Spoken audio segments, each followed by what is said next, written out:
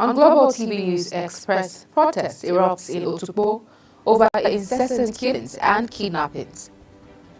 In business, Vietnam slashes duties on range of imports to head off U.S. tariffs. On the foreign scene, Democrats sue Trump over election overhaul order. And in sports, Aina emerges FA Cup's top dribbler. Hello and welcome to all our viewers in Nigeria and around the world to News Express on Global Television, coming to you live from the nation's capital, Abuja. I am Queen Agaba. A quick reminder that Global Television is on DSTV channel 365, Star Times channel 276, and free to air on Nightcomsat. You can download the Global TV Nigeria mobile app for Android and iOS devices to keep track of our broadcast. The Federal Capital Territory Police Command has cautioned members of the public, particularly youth groups and hiking enthusiasts, against embarking on camping and hiking activities without notifying security agencies. FCT Commissioner of Police Ajao Adewale emphasized the security risks associated with such outings, particularly in remote and unsecured locations. The police command further advised members of the public, especially youth groups, organizations, and hiking enthusiasts, to take necessary precautions before engaging in camping and hiking activities. The command's spokesperson, Josephine Ade, made this known. Governor Monday Okpebholo of Edo State has pledged to compensate the families of the 16 slain hunters who were allegedly murdered by a vigilante group in Uromi, the state capital, while on their way, in Uromi in Edo State, while on their way to Kano. He made the pledge when, in the company of his Kano state counterpart, Abba Yusuf, paid a condolence visit to the families of late hunters at Torankawa in Kano State. He says the state government is making arrangements to provide compensation to all the victims affected by the incident, as well as commending the people of Kano State for remaining calm despite the situation.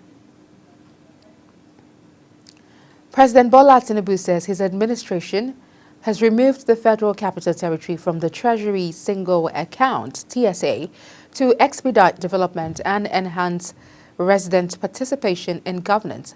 The president, who received the territory's residents at the presidential villa for Salah homage, led by its minister Nyesom Wike, explained that the bureaucracy associated with the TSA was hampering infrastructure growth in the capital city and had to be reviewed for impact and progress. Ramsey Enoch Agbo has details. President Tinubu highlighted that freeing the Federal Capital Territory from Treasury single account restriction has swiftly catalyzed infrastructure improvement, enhanced healthcare services, as well as increased security measures.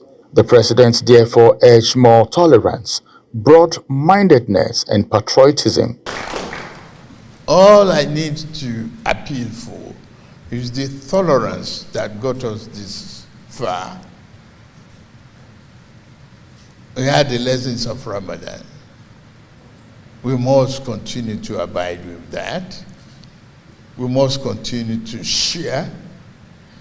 You must continue to remember those less privileged people, the orphanage, the widows and widowers,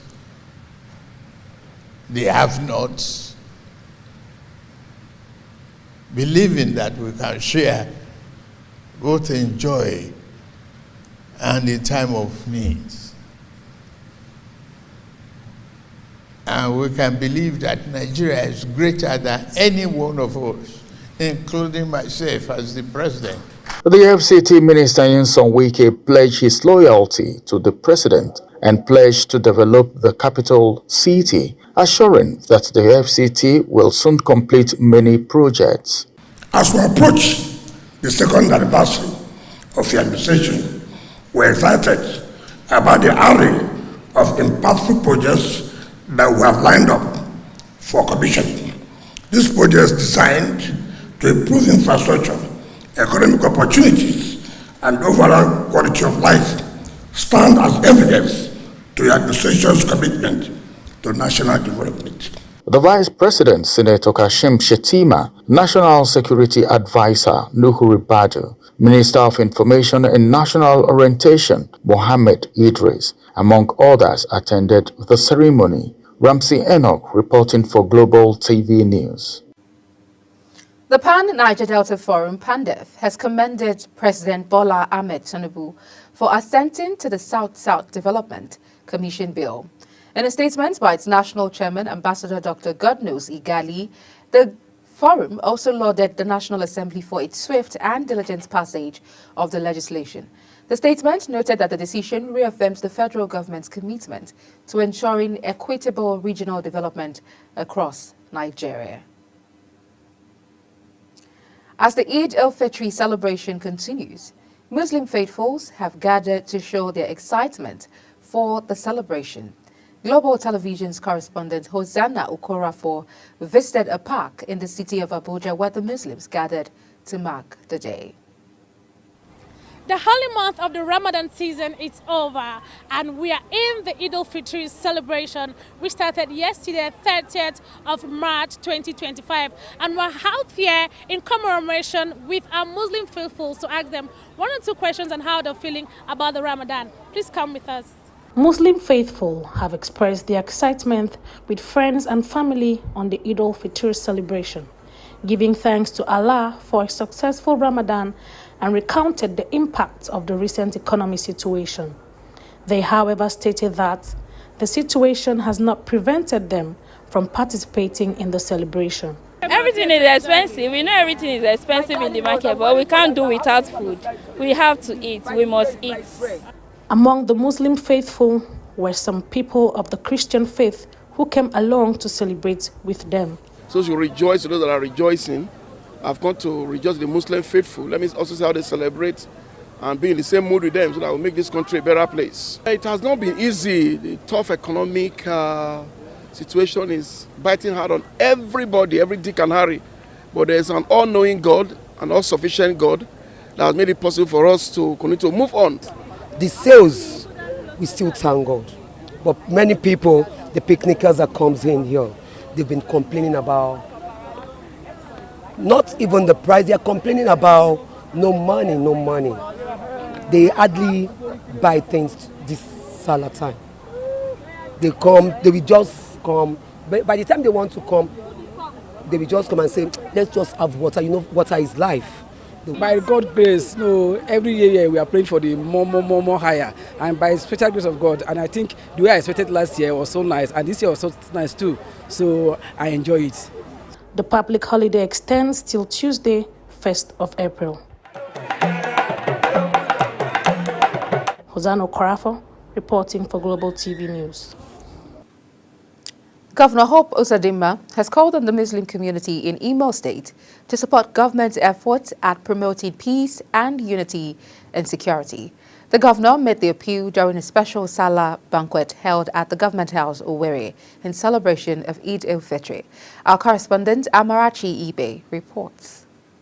Speaking at the event, Imo State Governor Hope Uzodinma congratulated Muslim faithful on the successful completion of Ramadan and urged them to remain committed to fostering harmony and contributing to the state's development. To celebrate together, to demonstrate the level of religious harmony in Imo State, to demonstrate brotherhood and the essence of living together, to show tolerance and show love to each other. He assured the community that his administration is dedicated to fairness and inclusivity and promised to address their concerns. The governor also called on them to collaborate with security agencies in tackling crime. Help the government to fight crime. Help the government to stop violence.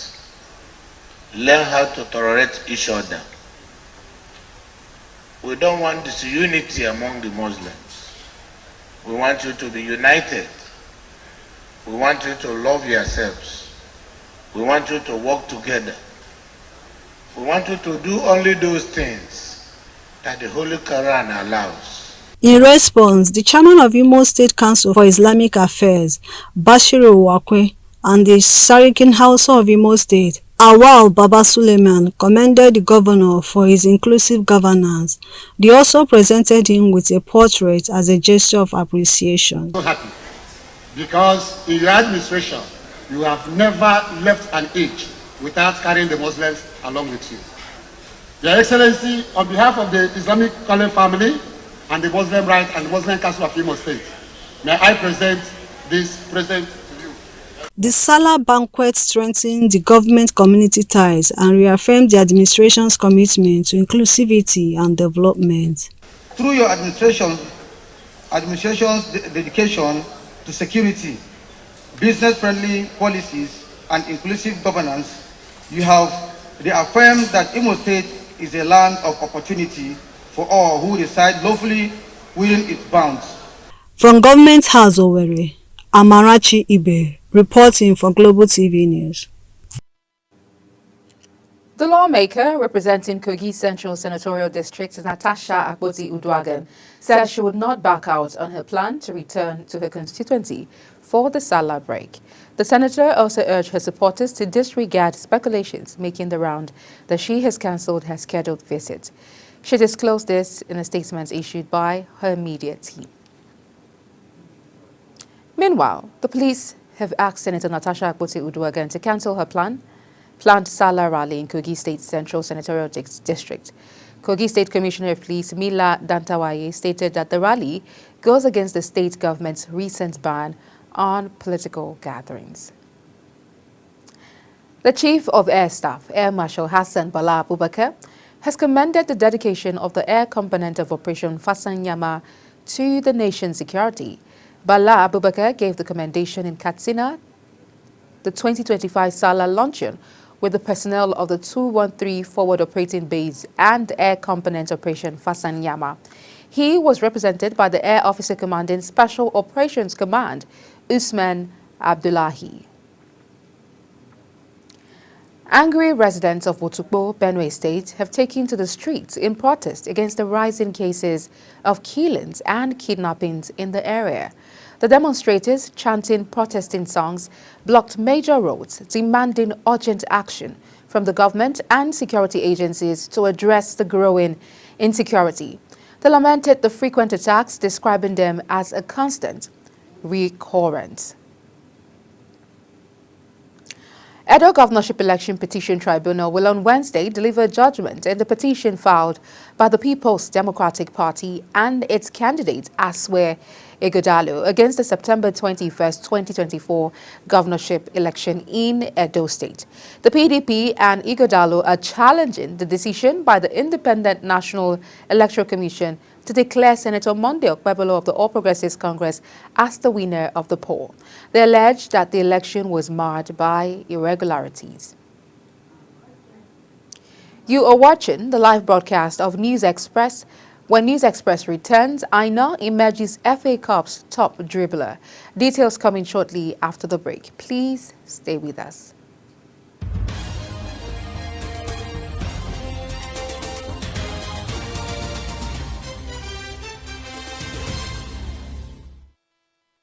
Do you know that Global Television can be watched in Nigeria and all over the world? Download the Global TV Nigerian mobile app for Android and iOS devices to watch Global Television real-time from around the world. What are you waiting for? Start downloading and stay connected to Global Television.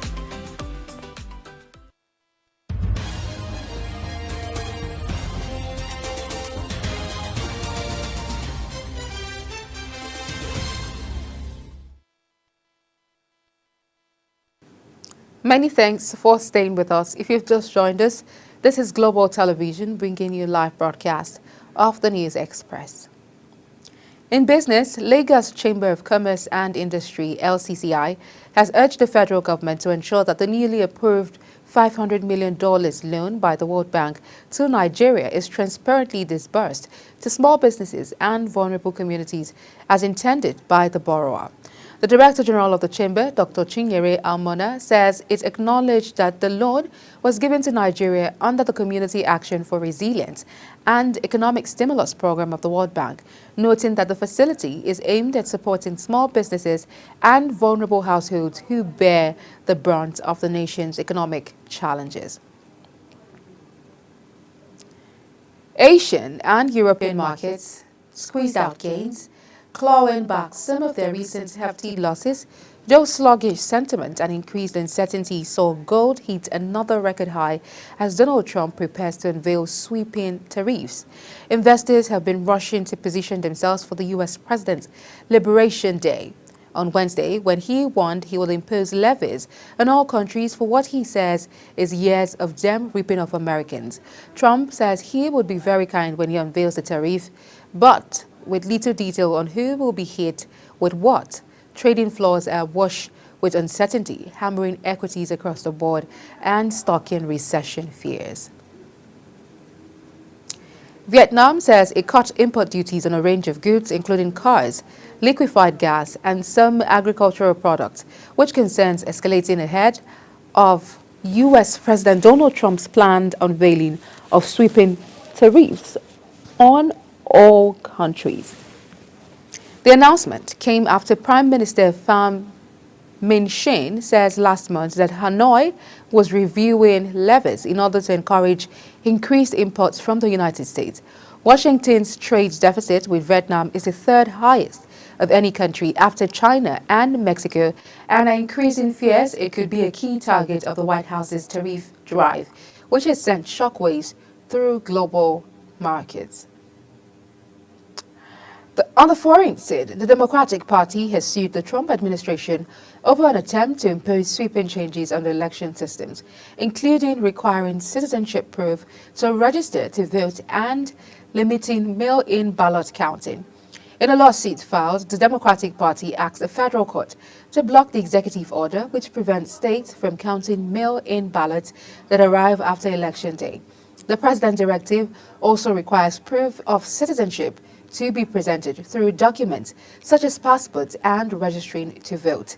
The president does not get to dictate the rules of elections, according to the lawsuit filed in Washington by the Democratic National Committee, Senate Minority Leader Chuck Schumer, House Minority Leader Hakeem Jeffries, and others. United Kingdom Prime Minister Sir Keir Starmer has called for people smuggling gangs to be treated in the same way as terrorist organizations, urging global cooperation to combat organized migration crime. At an organized immigration crime summit in London, which brought together representatives from over 40 countries, Starmer emphasized the need for nations to collaborate in the fight against criminal gangs involved in people smuggling. He reflected on experience as the Director of Public Prosecutions, where he worked across borders to thwart terrorist plots, saving thousands of lives. Taiwan's Coast Guard says it has arrested a Chinese man in a rubber boat trying to illegally enter one of its outlying islands as Beijing staged large-scale military drills. The Kinmen Islands are administered by Taipei but are located just a few kilometers from China's mainland. The man was arrested by Coast Guard personnel and taken in for questioning. In sport, Nottingham Forest defender Ola Aina has emerged as the most prolific dribbler across this weekend's FA Cup fixtures following their dramatic quarter-final victory over Brighton and Hove Albion on Saturday. Football statistics provider Who Scored says the Nigerian international completed 5 successful dribbles, more than any other player in the quarter-finals. His impressive display saw him outperform some of the Premier League's most renowned dribblers, including Manchester City's Kevin De Bruyne and Bernardo Silva, as well as others. Tributes have continued to pour in from across the Nigerian boxing community following the tragic death of former national and West African light heavyweight champion Segun Success Onlariwaju, who collapsed during a boxing match in Ghana on Saturday. Nigeria Boxing Board of Control Chairman Dr. Rafiu Ladigbo expressed his condolences, saying it's an unfortunate loss. As Global TV News comes to an end, let's take a recap of our top stories. Angry residents of Otukpo, Benue State have taken to the streets to protest against the rising cases of killings and kidnappings in the area.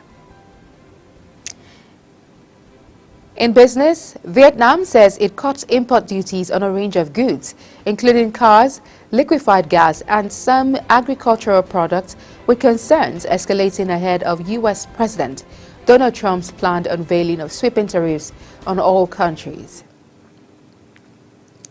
On the foreign scene, the Democratic Party has sued the Trump administration over an attempt to impose sweeping changes on the election systems, including requiring citizenship proof to register